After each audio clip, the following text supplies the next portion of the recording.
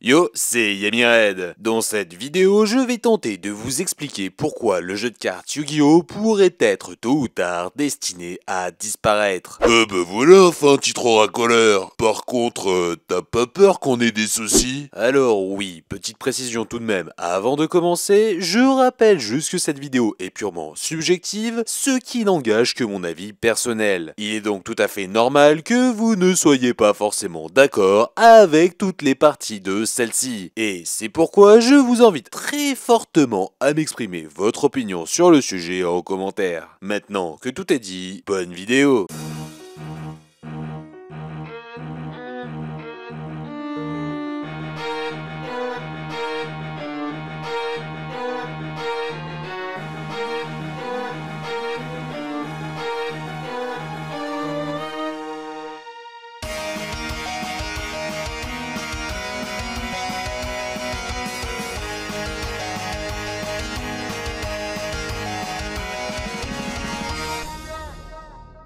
Un jeu de riche. Tout d'abord, commençons par ce qui est le plus évident, le prix. Car oui, jouer à Yu-Gi-Oh ça coûte cher, et même de plus en plus. Ce n'est donc pas pour rien qu'un des plus récents archétypes a été renommé par beaucoup Kashtira. Quand Konami décide d'éditer une bonne partie des cartes les plus importantes dans deck en grosse rareté, votre banquier apprécie moyen. Alors, avec les frais de découvert, ça se discute. Surtout qu'il risque cruellement d'augmenter quand la société japonaise choisit d'organiser en YCS 2 jours après la date de sortie de ce deck sans pour autant proscrire l'extension pour cet événement. En effet, quand c'est la course pour récupérer ces petits bouts de carton, on les paye au prix fort. Et même quand Konami décide de rééditer des cartes pour les rendre un peu plus accessibles, si elles sont toujours aussi rares, sans surprise, ce ne sera pas très efficace. Alors oui, les plus anciens auront sans doute connu les Crush Card Virus en ultra short print à 280€, les DAD à presque 200€ ou encore le sang putride dont le prix dérangeait les zombies dans leur sommeil. Tu parles de la carte que t'as échangée pour presque rien à l'époque? À partir de cette période, les prix ont réellement commencé à exploser, et cela n'a fait qu'empirer, notamment avec l'arrivée de l'extra deck qui deviendra de plus en plus important. Mais la faute à qui? Les joueurs qui maintenant plus âgés ont un peu plus de moyens et se permettent donc d'acheter au prix fort faisant croître la cote des cartes? Sans doute, mais je pense que c'est surtout à cause du choix de Konami au niveau des raretés et TCG. Car oui, vous le savez sûrement, contrairement à d'autres jeux de cartes, Yu-Gi-Oh est divisé en deux grands formats, le TCG pour nous et l'OCG pour l'Asie. Dans ce dernier, sauf exception, les mêmes cartes sont disponibles en différentes raretés dans leurs extensions, permettant aux moins fortunés de jouer sans trop se ruiner. Comme ça, au Japon, ils ont le temps de bien tester les cartes pendant 3 mois et aussi mettre les cartes les plus utilisées en max rareté chez nous en TCG pour bien faire raquer les occidentaux. Et oui, si les 3 mois minimum de décalage entre OCG et TCG sont toujours là, alors que le jeu existe depuis plus de 20 ans chez nous, ce n'est pas pour rien. D'autant que depuis 2010, Konami a récupéré la totalité des droits de distribution qu'il avait confiés à Hyperdeck par le passé. Ok, mais du coup, pourquoi est-ce que ça mettrait fin au TCG? Eh bien, je pense que ce n'est plus vraiment un secret aujourd'hui, mais l'Europe semble se diriger tout droit vers une crise financière avec une inflation allant à la hausse. Ce qui signifie inévitablement que de plus en plus de personnes ne pourront pas se permettre de consacrer encore autant d'argent à Yu-Gi-Oh! Donc, soit elles consommeront beaucoup moins, soit elles arrêteront tout simplement de jouer. Une grande complexité.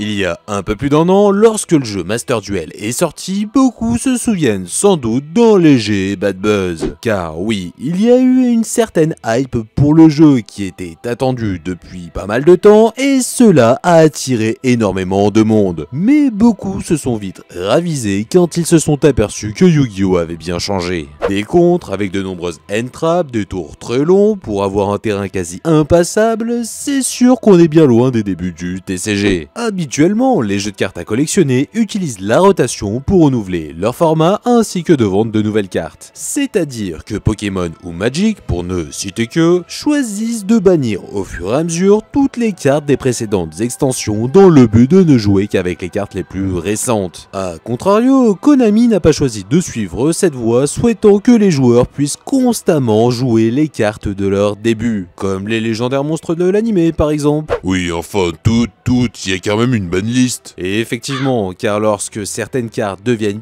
bien trop puissantes, afin de réguler et d'équilibrer le format, Konami a choisi d'en bannir ou limiter certaines de façon périodique. Mais cette banlist, c'est également un moyen dissimulé pour vendre de nouvelles cartes qui pourraient vite s'avérer inutiles avec la présence de certaines plus anciennes. Néanmoins, au fil du temps, vous vous en doutez, la banlist n'aura pas été le seul argument de vente pour faire écouler les futures extensions. Yu-Gi-Oh a évolué avec de toutes nouvelles mécaniques et les effets sur les cartes sont devenus bien plus longs, permettant d'agrandir le nombre de possibilités de jeu. Ouais, en gros les anciennes cartes sont jouables mais on peut plus trop les jouer. C'est un peu ça. D'ailleurs, certaines cartes sont devenues si puissantes que même des archétypes sortis récemment deviennent injouables. C'est quand même dommage d'avoir la possibilité de construire de nombreux decks car Konami n'a pas choisi la rotation, mais de devoir n'en jouer qu'une petite poignée car tout le reste est obsolète. En effet, et ça a tendance à faire fuir quelques joueurs ne pouvant plus jouer leur deck favori sous peine de se faire écraser. Bon, évidemment, actuellement beaucoup se sont adaptés et ont fait évoluer le style de jeu au fil du temps. Néanmoins, pour tous ceux qui se sont perdus en cours de route et qui décideront de se remettre à Yu-Gi-Oh, ce ne sera clairement pas chose simple. Car, comme nous l'avons vu avec Master Duel, le jeu a énormément changé. Il est devenu bien plus rapide, bien plus complexe, puis demandera d'avoir d'importantes connaissances sur les rulings ainsi que les nombreuses cartes du format, décourageant énormément les nouveaux venus et forcera à arrêter ceux qui ne souhaiteront pas s'adapter. Alors oui,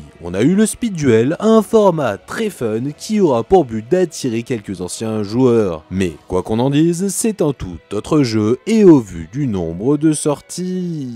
Une absence générationnelle. Personnellement, quand j'ai commencé Yu-Gi-Oh et que je suis allé au Duel Center pour la toute première fois, je faisais sans doute partie des plus jeunes. Puis en grandissant, de nouveaux joueurs en herbe sont arrivés et nous ont piqué cette place de cadet. Aujourd'hui, lorsque je vais au Duel Center, le constat est clair. La moyenne d'âge a bien changé car, sauf exception, il n'y a plus vraiment de jeunes joueurs mais seulement des adultes. Alors attends, du coup, si le public n'est plus le même, pourquoi il y a toujours autant de censure? Tiens, voilà une bonne question, mais là on change un peu de sujet. Le mieux serait sans doute de se demander pour quelles raisons les plus jeunes joueurs sont en voie de disparition. Bah, je crois qu'il a répondu dans les 2 points précédents. Exact, il est clair que le prix et la complexité du jeu ont un rôle majeur là-dedans. Pourtant, il n'y a pas que ça. Souvenez-vous.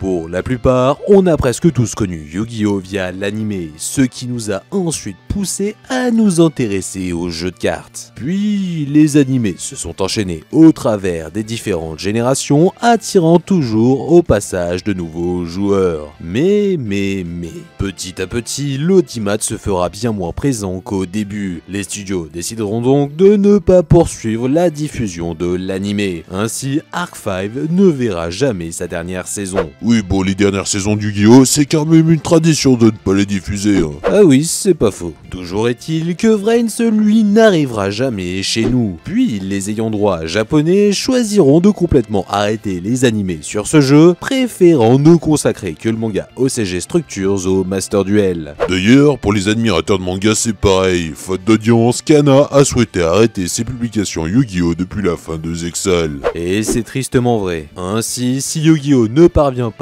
à se renouveler et à attirer une toute nouvelle génération de joueurs, avec les départs de certains au fil du temps, le jeu est condamné à disparaître. Toutefois, Konami, bien conscient de ce problème au Japon, a souhaité en quelque sorte rebooter la franchise pour attirer de nouveaux clients, joueurs, en lançant le Rush Duel accompagné de l'anime Sevens qui sera lui-même suivi de Go Rush. Mais bien que similaire, c'est un tout autre jeu avec de nouvelles cartes et visiblement il n'est malheureusement pas prévu que cela arrive chez nous. Un souci écologique. Parlons maintenant d'un sujet un peu plus controversé, l'écologie. Attends, quoi? Mais tu veux qu'on ait des problèmes? Bon, j'ai bien conscience que certains ne verront pas le souci, car de nombreuses industries sont bien plus critiques sur la cause environnementale. Toutefois, Yu-Gi-Oh! Et les autres TCG posent tout de même quelques problèmes, que ce soit au travers de la quantité d'emballage qui se recycle certes, mais pas forcément de façon optimale, soit à cause des sleeves et diverses protections pas du tout recyclables, soit soit à cause des nombreuses cartes produites qui, elles, se recyclent à 100% car c'est du carton. Mais soyons honnêtes, qui oserait mettre ces quelques cartes en trop qui ne servent pas et ne se revendent pas au recyclage? Hérésie! Ah, force est de reconnaître que je suis d'accord avec toi. Pourtant, c'est une réalité. Si vous achetez une ou plusieurs displays pour obtenir votre playset de secret rare ou le full set de toute une extension, eh bien à côté, vous vous retrouverez avec un nombre incalculable de communes identiques. Certains parviendront à les revendre, d'autres non. Et ces cartes seront condamnées à finir leur existence dans une boîte en ayant été produits pour rien. Alors, est-ce que Konami n'aurait pas plutôt intérêt à revendre directement des cartes à l'unité afin d'éviter un tel gaspillage? Je ne sais pas, mais avec les pénuries récentes d'emballage et de papier carton qui d'ailleurs ont provoqué de nombreux retards dans les sorties Yu-Gi-Oh!, je pense que la question mérite d'être posée. Même si, à l'heure actuelle, de nombreux TCG sont encore annoncés. Je pense que tôt ou tard, au vu des questions écologiques devenant de plus en plus importantes, il y a tout de même de fortes chances qu'un jour ils disparaissent tous, remplacés virtuellement par des applications. Et la pollution des data centers, on en parle? Une interdiction légale. En 2017, on apprenait que la Belgique souhaitait durcir sa politique envers les jeux de hasard payants et donc l'année qui a suivi, ce seront toutes les applications avec des lootbox qui seront interdites. Entre temps, beaucoup de duellistes belges se sont inquiétés de l'arrêt définitif des ventes de cartes Yu-Gi-Oh! Car oui, je pense que personne ne sera surpris si je vous dis que les jeux de cartes à collectionner sous forme de boosters sont également des lootbox. Mais visiblement, ils seront passés entre les mailles du filet belge. Ouais, par contre, ce ne sera pas du tout le cas de Duel Link et Master Duel. Mais heureusement, pour combler ce manque, il y a Nordic VPN.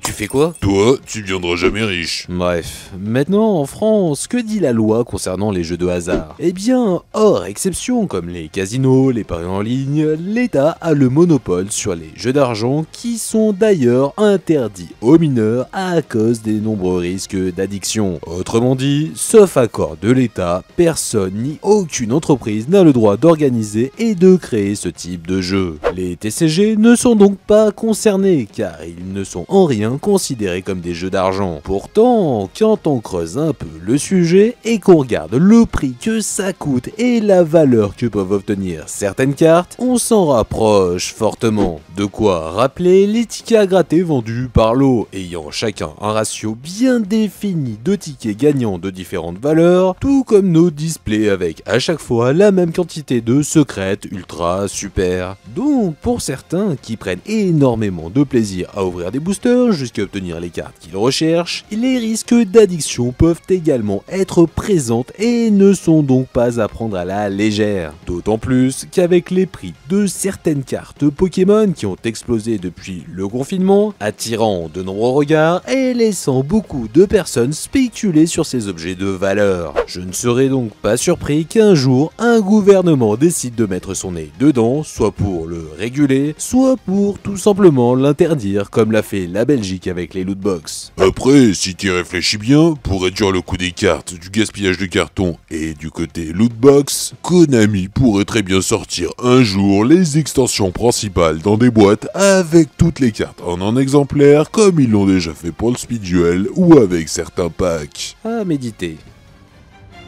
Et voilà, cette vidéo est désormais terminée, j'espère que ce format un peu particulier vous aura plu, et comme je vous l'ai dit précédemment, n'hésitez pas à me laisser un commentaire avec votre point de vue sur le sujet, car ça m'intéresse plutôt pas mal. Bon, je n'ai pas non plus évoqué les nombreux TCG pouvant faire une concurrence directe à Yu-Gi-Oh!, mais sur ce point, je pense que beaucoup ont essayé de se lancer, mais très peu ont réussi à se maintenir dans la durée. Ce qu'a réussi à faire Konami est presque un exploit, j'espère donc sincèrement qu'ils feront tout pour éviter la disparition de ce jeu. Maintenant, si vous souhaitez en savoir un peu plus sur son histoire, je vous mets cette vidéo ici, sinon de l'autre côté, je vous mets celle qui explique la timeline Yu-Gi-Oh! Allez, ciao! Je désapprouve totalement cette vidéo. Bon bah voilà, je pense que c'est définitivement mort pour le sponsor Konami.